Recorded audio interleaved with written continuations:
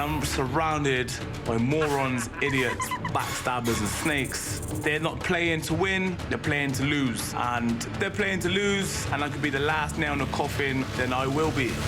On the line now to tell us all about his time on the challenge is Theo Campbell. Hey, Theo. Hello. You're looking good, buddy. How are you doing? Tell us what happened with your eye. I need to hear it from you.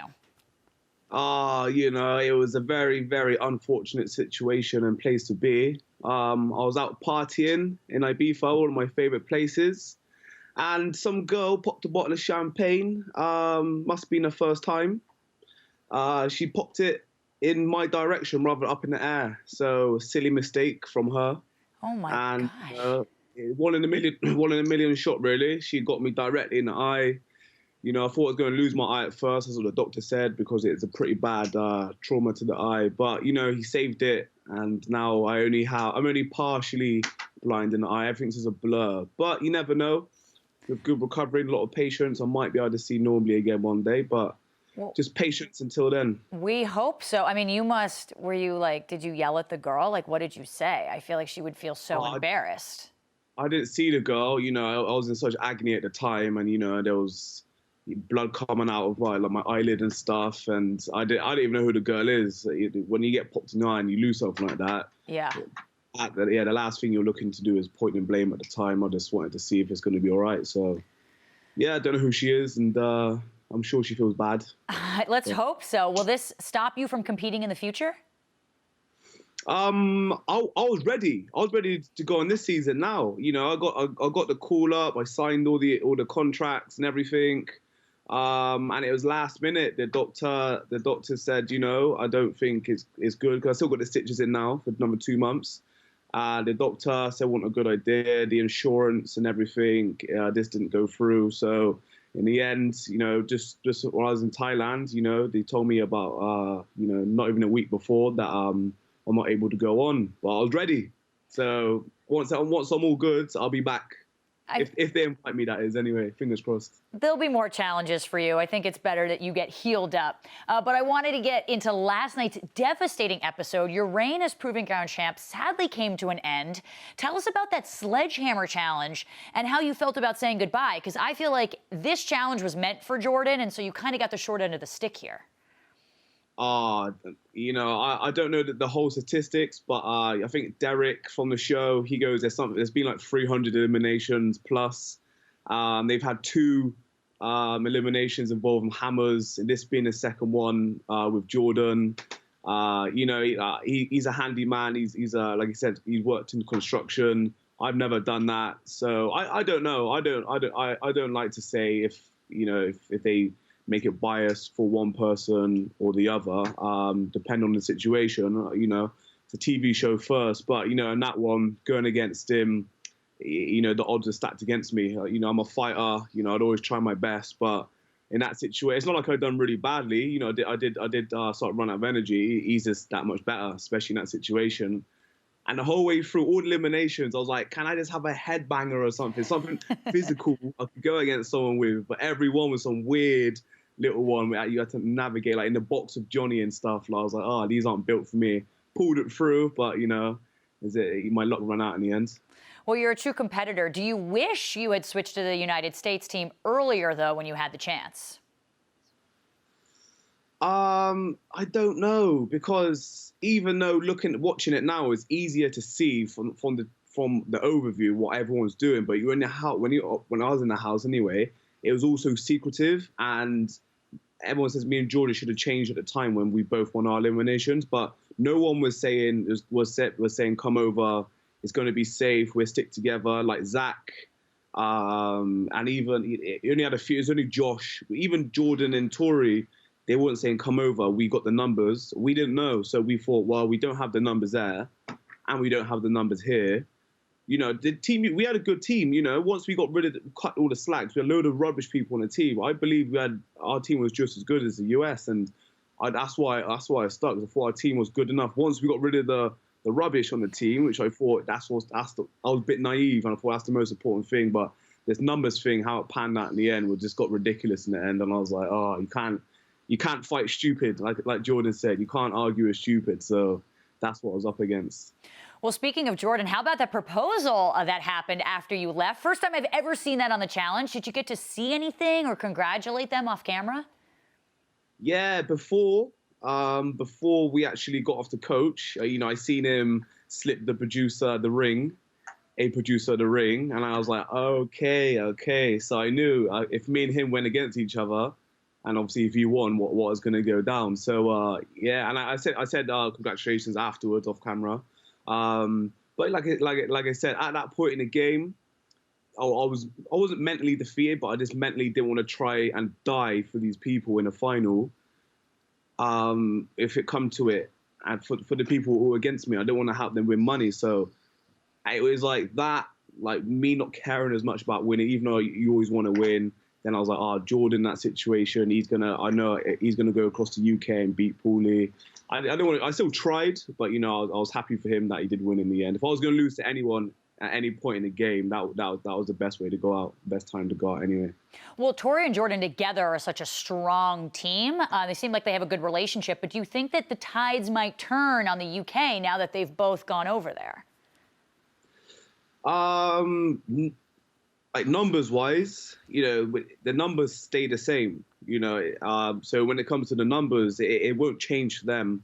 I don't see it happening because they don't have the numbers on the US side or the UK side. So I'm just being swapped out. He's just being swapped out for me. So I'm sure he's just going to be the next scapegoat for them because CT, Jordan, and Rogan, are going to stick together. They might change. They might think it might be worth swapping CT out for Jordan, but Rogan's so in love with CT, and Joss is going to do whatever Rogan says.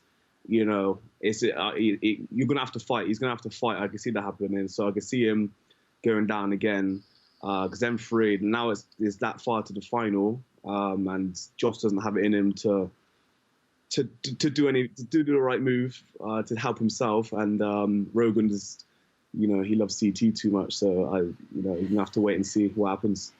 A budding bromance for sure. This actually seems like the first season where numbers matter way more than anything else, and like if you're a good competitor, it almost seems like a disadvantage for you this season, unlike other seasons. Would you agree with that? Yeah, because they played such a scare game from the beginning. The guys who believe in themselves and believe they're good, we just thought, if it comes down to it, we do what we have to do. Didn't politic very hard. Like it all started with Wes, and Laurel and Josh tried to eliminate this whole numbers thing from the beginning by getting rid of Wes, and then Paulie just adopted it. The people who were scared to go to elimination the most, they played the game so strong, but they kept blaming our side for like, you played the game first with bananas, and it wasn't just split down the middle. There's loads of different people doing different things, and they just put all the blame, but they played such a scare game. So, yeah, if they had the plan from the beginning, week one, where it took everyone else, a couple weeks to catch up on what they're doing. Right. But by then it was too late. They already had their plan. And like I said, a few key moves in eliminations, like a few people winning and losing, like Laura losing from the beginning. That was stuff crazy. like that. Yeah, that was crazy. Yeah, like stuff like that. So, like I said, in a challenge, it's 30% skill, 30% mental, and 40% luck. You need a bit of luck in the game. If you don't get that luck, then you're not going to win. And they had the luck this time around, and they made it work for them. Well, going back to when you were voted in at the tribunal, you had some amazing lines. Let's revisit that really quickly. If I get voted in, I'll make sure everyone loses in the final. It's not an empty threat, I really mean it. You don't want to see how spiteful and petty I could become. They better pray to God they don't see me in that final with them. I want to see how spiteful and petty you can become, Theo. But at that moment, what was your plan to specifically take down those snakes, as you called them? What did you want to do? Like I was at the time, I was so upset and so annoyed, and I was so frustrated. I meant it at the time because I thought we're gonna get to that final. At this point, to me, your heart and being noble means more, and using your brain means more than just winning money. So at that point, I was like, I did mean it at the time. If I go to the final and it's a team game, I ain't gonna help them win. I'm gonna make sure I'm gonna be walking or going at a snail's pace just so they learn. That's why it's a good thing I didn't make the final, because I wouldn't want to have to do that to myself and, you know, rob myself of an opportunity like that. But I meant it at the time. I was like, I don't want to do something I don't want to do. And I was trying to make them see sense, but I was like, So when I did go, like I said, I don't want to be that guy. And I was like, it's a good thing I did get eliminated, because I might have done that.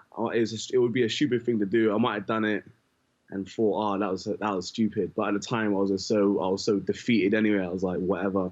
I might not have done it. I like to think I would have just done it and bit my tongue for a chance to win the money. But at the time, I was like, these lot, they're not champions in my eyes. You know, someone's going to win, but if these guys win, they're not champions to me. Well, I mean, listen, emotions always run high in the challenge. We're going to get into your thoughts on your castmates a bit later, but right now I have to play this clip that showed your reaction to Cara Maria trying to save face. Let's take a look.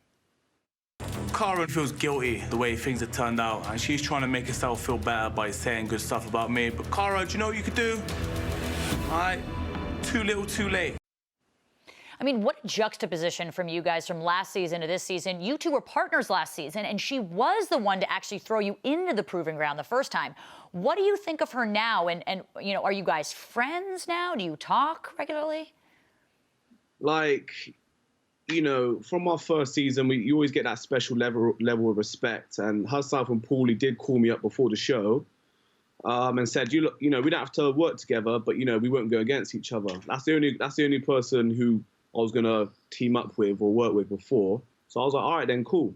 So we got there. And the first thing I hear, the first few days, is Paulie with Cara conspiring against me. And I thought it felt, you know, it hurt a bit. I was like, that was a bit of a stab in the back. Because I wouldn't have done the same back. No matter how much power I had in the game, how far we got into it, I would have never said her name. And she, you know, she's just saying my name left, right, and center. So I was like, this was a very one-way street, you know, when it comes to the respect level. And I think she felt bad in the end because she knew I meant it, and she went back on the word straight away. But nah, but like I didn't want to say anything bad about her because I still got that like special level of respect for her, so I didn't say anything bad about her. But I was like, the fact she was trying to call me her assassin, and her and Paulie trying to say, look, we know you're so good, we've shut you down, but we know you're so good, you'll come back. Like, whatever, man. Like, if you're gonna, you know, don't BS me. Like, just say you want me gone. Like, blah blah blah. Be a man about it. Don't just try and sugarcoat it with some rubbish you're trying to talk to me, because I'm not buying it. You want me gone, and you know, it just so happens you want other people gone, and I'm taking them out as well. So, yeah, the way that, you know, just be honest about it. They talk about honesty and everything, but you know, their game is shady as they come anyway.